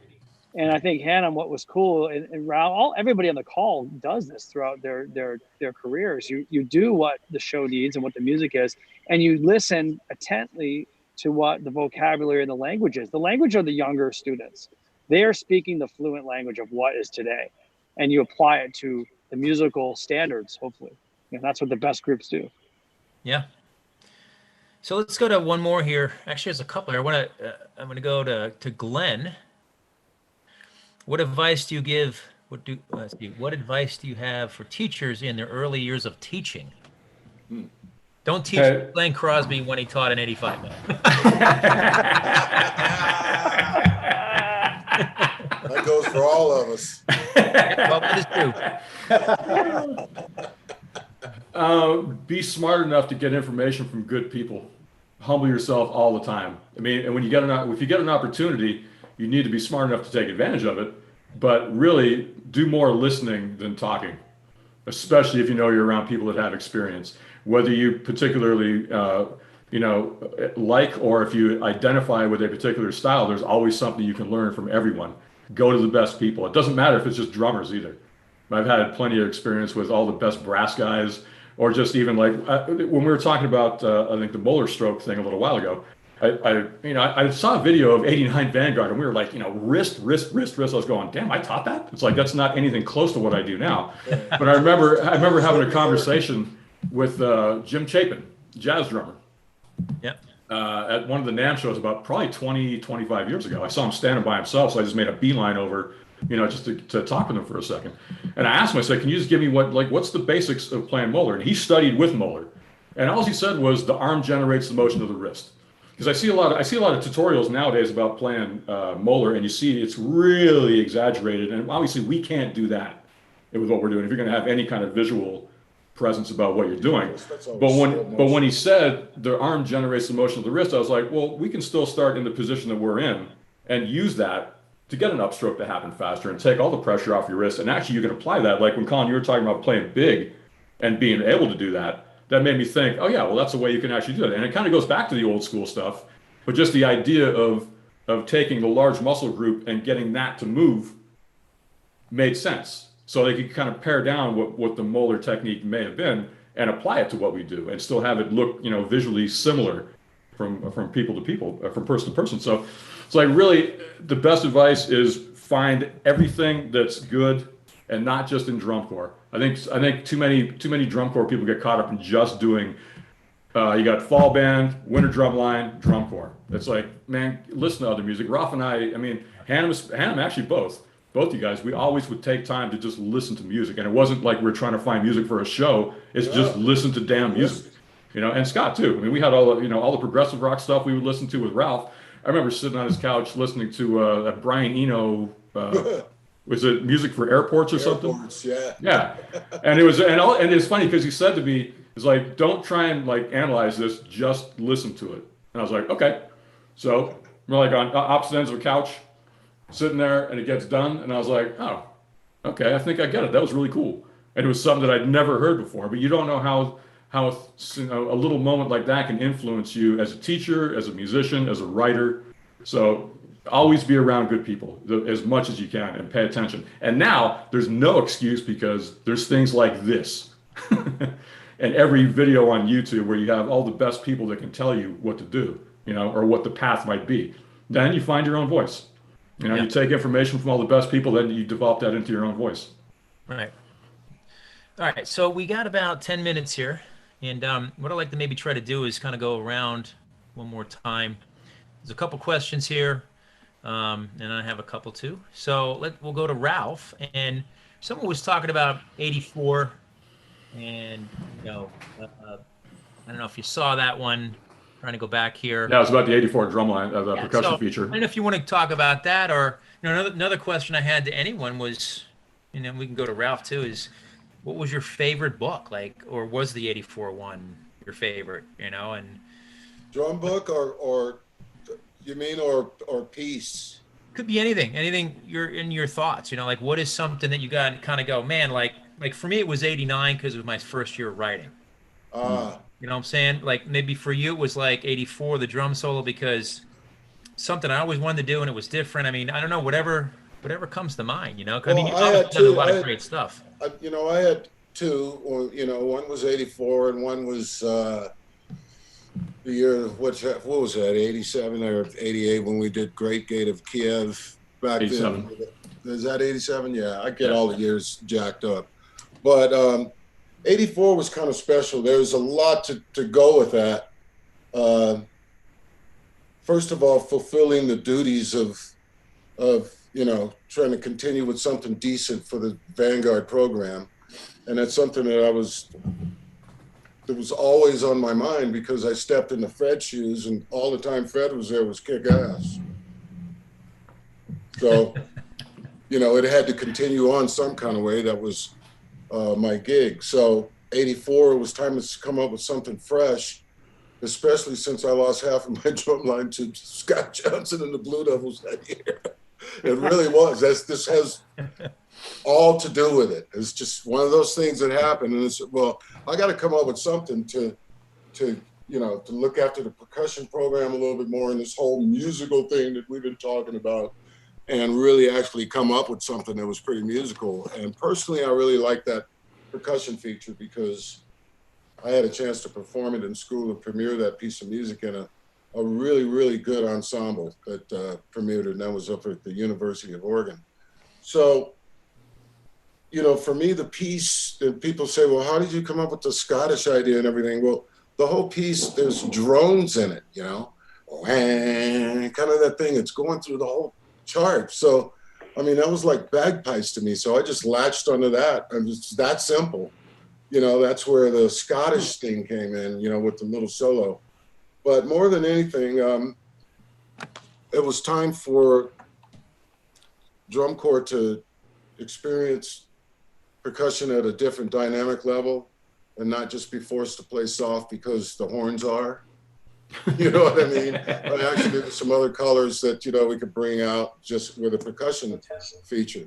Because let's face it, you know, and the first people do when they see drums, they're ready to put their hands on their ears, just in case that gong goes off or that concert bass drum and what everybody's used to hearing. A gong show, you know, somebody blasting a gong. You never heard anybody play a gong soft as a kid growing up. It was something that you beat the crap out of, you know? So I'm looking for different colors and sounds, and that was the other part of what that was all about. Pianissimo, trying to perform something that had one accent in it, and I think it was supposed to be mezzo forte, and I think it worked its way up to forte. But Yeah. I mean, that was all about trying to make some music and, you know, redeem and save the program and still be innovative, which was kind of a thing. The name Vanguard it's about leadership, if anybody was curious about that. And I kind of really took hold of that when I came over with the program. It was personal motivation, nothing I really shared with the guys much, but it was just a personal thing for my motivation for writing over there. Awesome. How's that? Pretty good? That's good, man. It's a 10. Okay. Touchdown. Right. touchdown. I'm gonna go to Colin here. So, you know, you've obviously done a lot of great things, in drum corps. What do you feel like you kind of bring to the table as a writer? What do you think about like when you're writing? I know we talked about the music, but there's something about the stuff that you write, which I love. Like I'll see stuff on Facebook, I'm like, man, that's Colin. Like, what is that? What is Colin that comes through your writing? I mean, I think for me is, it's my personality. It's aggressive. It's coming at you. It's Annoying. what's that? Annoying? Yeah, thanks. Annoying. Yeah, there's two now. You got two. I got 10. Yeah, but what makes Colin special? There's something about what you do that you go, man, that's cool. That's awesome. I don't even know. It's hard to answer it because, for me, the people on this call, the people that I learned from, and we didn't have social media. So I had a tape of 85 Garfield. It was a judge tape by you and by Glenn. I don't think I ever told you the story. It was a cassette tape that anyway, we should move on. No, it went viral and it was irreverent. And I think I listened to it 10,000 times, the standard of what the teachers were doing, and what the writing was and studying. I was a huge Vanguard fan. I loved, 81 to 91 Vanguard was like 10 years of just all this incredible stuff. And I think my drum corps career, I always modeled myself after the people I looked up to, and I think being at the Cadets when I came in with you in 07, 08, and then I took over the program, it was a lot like Ralph described, taking over, for Fred, it's like, shit, my dad is Tom Hannum, who ran the program, and, and you were, you did incredible things, of course, when you were there. So I'm like, shit, what am I going to do here? How am I going to do this?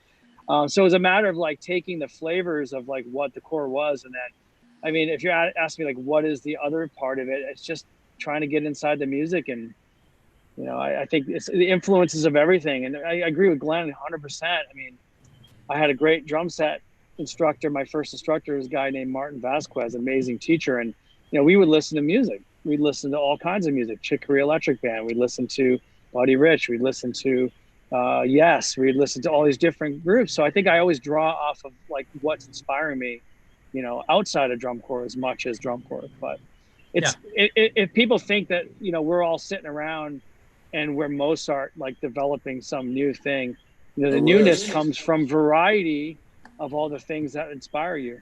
And then you put a lot of hard work in. So what do we all do? You grind it out and you put the time in, but it's inspiration from everything. I think I probably have a little of that aggressiveness too. That I was talking about. Yes, you do. I like the energy. Man. It's the anger. It's the anger. You guys are in the family, man. Let me tell you. All right, let's go to Scott here.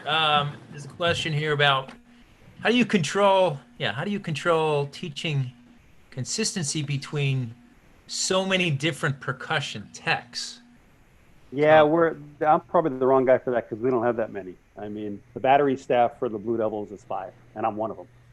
So we don't have the ongoing revolving door of alumni that comes in, just because we're able to do that. So I'm very fortunate, obviously, and so they get the same information all the time from. Something to say about that. So, well, but it's so hard to do nowadays. Obviously, I mean, people, just financially, it's impossible for a lot of people to do that. But we're extremely fortunate to be able to do that. So I'm probably the wrong guy to ask that question because I never had to deal with that. Well, it's interesting because you're talking about that. You've been there for such a long time. So first time around with the Cadets, I was there 27 years, and it was me, snare, tenor guy, and a bass guy. And sometimes it was, Kiefer couldn't get out, and just a snare guy or a tenor guy, and and a lot of those guys came out of the group. So I kind of got used to it, and then I left, and I went to the Blue Stars, and I tried to recreate that, and it was like, no, I can't do that, and it's, I mean, we're at a point right now where it's like trying to get everyone on the same page at the Cadets, bringing guys in here, and understanding the philosophy and the system. And I just realized it was so easy the first time around. Now it's like, okay, well, maybe that piece doesn't quite fit in the puzzle. So, it takes some time, it takes some years, and I guess communicating and letting people know, what's up. You know, I got lucky last year when I took over the Pacific Crest thing because all the guys that are on staff were already people that I either worked with at Pulse, mostly from Pulse. Yeah. So I had spent time with them. They understood what my approach was. So I could just let them innovate, and I didn't have to hover. I'm like, you guys know what kind of sound we're going for. You know what the basic approach is. Now I want to hear what you have to say. So I mean, everyone who's on staff except for there's Nate Carroll, Matt Allen was the only one who I hadn't taught directly, but he was in Pulse and understands the same kind of approach. So I think it's a matter of finding people that already understand what your philosophy or what your basic approach is, and then give them the space. Like Hannum and Ralph gave us the space to do what we needed to do. You got to trust. You got to find the right people and then trust them to do what you need to do. And then when you need to step in, you step in and say, nope. Or say, no, this is how you do this. Right. And they can observe for a while too. Well, don't you think it's from top to bottom? It's just not the percussion. I mean, talking about that. I mean, you got to have a full team. I mean, you look at the Blue Devils, like you guys got, I mean, you've been together for forever. Well, that's kind of the joke. I mean, if you've been with the Blue Devils for 10 years, you're still a rookie staff member. I know, right? Seriously. That's insane. I mean, that's crazy. You look at that, it's like, when did you start? I just started in 06. Sorry, man. I'm not that experienced yet. But it's like, oh my God. But we're able to keep our staff members. So it's longevity helps, and just the consistency, I think, is huge. Yeah. So I'm going to end with Tom here, and then I have a couple closing words here before we wrap up. So I guess with you, Tom, I mean, you've kind of been through it all. You won a bunch, you haven't, you've maybe been knocked down and got back in there, and they're like, if people say like, what is Tom about? It's like, well, man, it's just he's so cool. He kind of rolls with the punches, takes the high road, keeps moving, and you keep learning. Like there's things you learn there's stuff that you learn from you that you don't even realize you learn from you. And I first time I realized that was like last year when you had your retirement party, right? And everyone got up there and started talking. I'm like, that's it. You just learn stuff from Tom that you don't even know you learn. And by doing tonight, I started thinking of some of those things that the Hannum isms. So how did you move through all of this? And at, I don't know, 60, I guess, or whatever you are, like you're still in the game. You're still doing it, and people want to be like you. Kids, instructors, you're fresh, and like what is that? What's that mentality? What is that for you? Yeah. Oh, I think it's just I think it's trying to be around good people. It really is, and if you're around good people, then you feed off that energy, and there's certain things. I think it's easy for me, like at UMass, I can be a certain way at UMass because it's just been built over a long period of time, and it perpetuates itself, probably not unlike what you're getting at with what Scott does with the Blue Devils. Obviously, it's at a different level, but I don't know, man. It's that part's easy. I just like being around good people that are trying to do great things, and I always realized how much of a privilege it was to be able to write stuff and have kids play it that are trying to be at the very highest level. Right. I mean, it's an amazing privilege, to do that. And I think I never lost sight of that one. And when my sons came along, I did reprioritize, but I asked them at a certain point, I said, "You think you guys are in good enough shape for me to like kind of get back out there and do it?" Some of them, they're like, "Yeah, man, go do it." There you go. That's cool. And I've been lucky. I'm around all you guys, and it's and the guys that are at Crown right now, they're fabulous. They're just, I learn from them, and I think that's what keeps me going. Yeah, it really is. Can I add to that? Yeah, go ahead. Yep. Earlier, someone asked about, you've, Tom, making some changes over the years of things going. And I've always looked at your stuff real close because I just dug it, and I still do. And I just wanted to say the difference that I see is no difference. I mean, your music sounds like great music from when you first started writing for Cadets, and even some of the stuff from Crossman, because I was checking it out, all the way up to now. I'm not saying it sounds the same. I'm saying it's in a category that's the same, which has always been greatness. I do understand that you have to stay in the game. You got to get your junior pups that have all the best cheese in the world to offer, but you still got to be able to place it properly. You got to have it, but you got to know how to put it in there. You just can't open up, 4 bars and shove it in there and be all, yeah, it doesn't work that way. But I just want to say, I'm just giving you some props that I think your stuff has been the greatest. And also you've been really smart lately for allowing and working with your guys to get some of the, what people call fresh stuff, but it's just some of the state of the art where it's all going right now. So Yep. Props to you, Tom. Big time. Oh, Yep. Thank you. Yeah, serious. Thank you, guys. Big time. Hey, man, you know what? Let me give a second. It's the same thing. After spending 85, 86 working with you and then having the chance to come back in 2013 with Crown was really, really cool. I mean, it took me back to those days.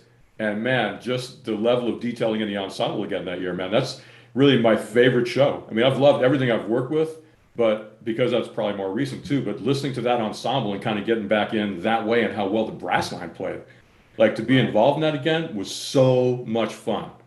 It really, really was. I loved that year. That's one of my favorite. Nice to be years around a of all good time, horn man. line. Oh man, that was just, it was insane. I mean, I need to find, I have a bunch of recordings on my phone from like the last 2 weeks of that season from the track. I forgot I was like recording everything on my phone. I got to find those and send some to you because there's some great, there's me and you, there's a couple of you and I are standing on the track and there's some stuff that's so tight ensemble. I'm just dropping F-bombs all over the place listening to it. It's like, good Lord. Lucky, man. I guess the one thing I wanted to say about all you guys is, still, I guess, trying to stay in the game. Like when I'm writing, I was writing some stuff today that Jay had sent me. And so I got Ralph over here. I'm like, I got it. And I got Ralph over here. I'm like, yeah. And then Scott's like reminding me like, yeah, we're the Blue Devils. I'm like, oh Christ. And then I go on Facebook just to get away. And then I see Cadets 2014. I go, shit, that was good. I love that stuff. God damn it. Then I go, well, Lee's going to be at a camp and he's probably going to go, really? I'm like, oh, Christ. And then I got Glenn.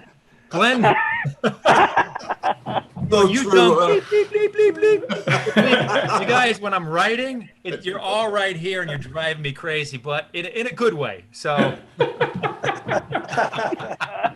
right, let me here's some closing words from Justin.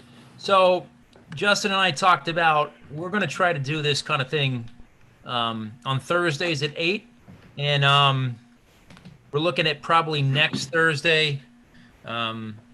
Do another percussion thing, and it's going to be a surprise. So, and then the week after that, we're going to maybe do some visual stuff and color guard and horns and all that. So, check for announcements. I think this is cool. I mean, I really enjoyed hanging with you guys, and man, just some stuff. And I mean, we behaved. staccato thing for me. It's been like eating at me, and then Ralph said, I'm like, well, there you go. That's what it is. We behaved. And this is the worst. And this is the worst thing about the whole COVID, man, is missing all you guys and not being able to hang out and see each other all summer. And Yeah. Oh yeah, I know. I thought about how cool it would have We're been for really us to gonna be miss. in a room with no one watching for the first couple hours. Then we can turn the cameras on after we get all the cool stuff out of the way. And let it be known, I did not drop an F-bomb in those 2 hours. No, so. it was someone else. You dropped an S-bomb though. Yeah, I know. Yeah, big fucking deal. I got one other thing. Oh boy, we're gonna hear from some folks. Got one other thing I want to props out to my two sons, Alan Ungst, who marched under Scott, and he has the utmost respect for you and the Blue Devils, and he's my snare tech at Cadets. I love him.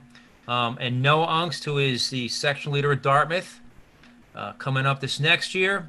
He auditioned for Spartans.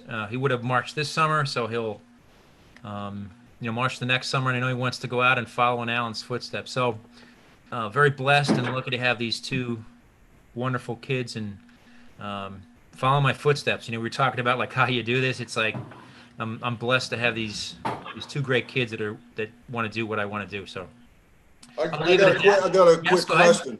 Did you say that that your next time around you're going to have percussion again? Some special guys?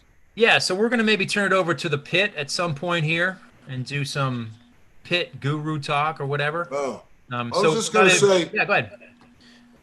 For me personally, and maybe I'm being selfish, but I really want to hear a little bit more from Head of Lettuce Bettis and Colin McNutt. Because those guys got mucho info that needs to get out to more people. I don't know. I think we kind of. Well, I'm glad you did that, because one of the things I wrote down was just cadet guys. Lee, Colin, getting Jake Gall on, who's been, I think it's 13 years. John Burbank. A lot of these guys the legacy of the cadets is really kind of on their shoulders. So I haven't forgot about Lee and Colin. We're going to get you guys on again. There's a whole list that I'd like to do, but yeah, this has been awesome. Thank you guys. I'm glad that Glenn, thank you that we came up with this. Yeah, I think I came up with it though, but you just kind of shook your head. Is that what it was? Well, as your like twice a year therapist, here we go. You needed to have some help putting this together. Come on. Here we go. No, Justin did this. I didn't do this. This was Come on. Are we out there yet? Let's put it this way. I got four. I talked to Tom, I think, 5 times in the last week, and every time I saw the phone, I was like, really? Again? It's like, didn't we figure this out already? I miss you. It's like once I started talking to you, I'm like, well, yeah. Well, it's like put an old shoe on with a hole, I'm like, the whole conversation is just laughter. So it's like it's the same with all you guys. There's nothing. We love to laugh, them. though. That's what I'm saying, man. Yeah, This exactly. crew loves to laugh here. All right, gentlemen. Love you guys. Thanks very much. We'll Take see care, you man. guys. Love everybody, man. Take care. Be Take care, safe. guys. Viewers and listeners, thanks for tuning in. We'll see you guys next Thursday, please. Later. Bye, everyone. Bye-bye. See you guys. Thanks so much.